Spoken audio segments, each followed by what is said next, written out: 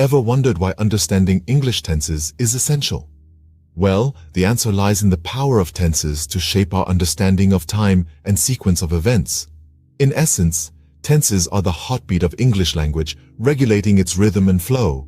There are three primary tenses in English: past, present, and future. Each of these tenses reflects when an action or state occurs. The past tense speaks of the bygone. The present tense highlights the ongoing, and the future tense anticipates what's yet to come. These tenses not only indicate the time of action, but also the continuance or completion of it, providing a nuanced view of events. Understanding these tenses isn't just about following grammar rules. It's about expressing ideas clearly, sharing experiences effectively, and connecting with others through the universal language of time. So, are you ready to explore the intricacies of these tenses? Now, delve deeper into each English tense and its usage. First, we explore the past tenses. The past tenses in English are used to talk about events that happened before the present time. Let's dive in. We begin with the simple past, used for completed actions in the past. Think, she finished her meal last night. The action of eating is complete. Next, we have the past continuous, used for ongoing actions in the past. Picture this: I was studying while my friend was playing video games. Both actions were ongoing at the same point in time. Lastly, the past perfect, used for actions completed before another past action. For instance, by the time we arrived, they had already eaten. The action of eating was complete before another past event, our arrival.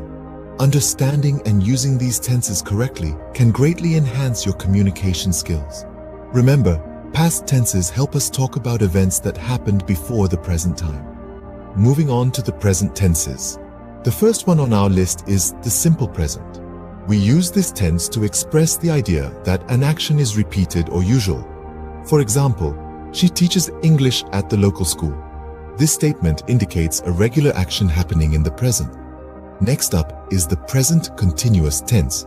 This tense is used to talk about an action that is happening right now. For example, they are playing soccer in the park. The action of playing soccer is happening at this very moment. Lastly, we have the present perfect tense. It's used to indicate an action that happened at an unspecified time before now. For instance, I have seen Paris several times. The action of seeing Paris has an influence on the present. Keep in mind, present tenses are used to talk about what's happening now or generally. Finally, we examine the future tenses.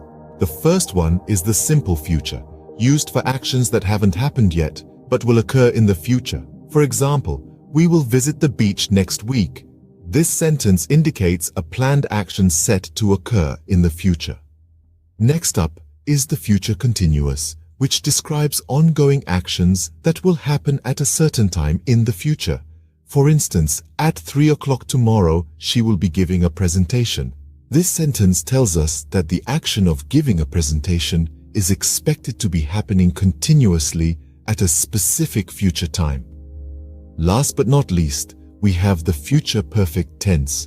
It's used to express actions that will be completed before a certain time in the future.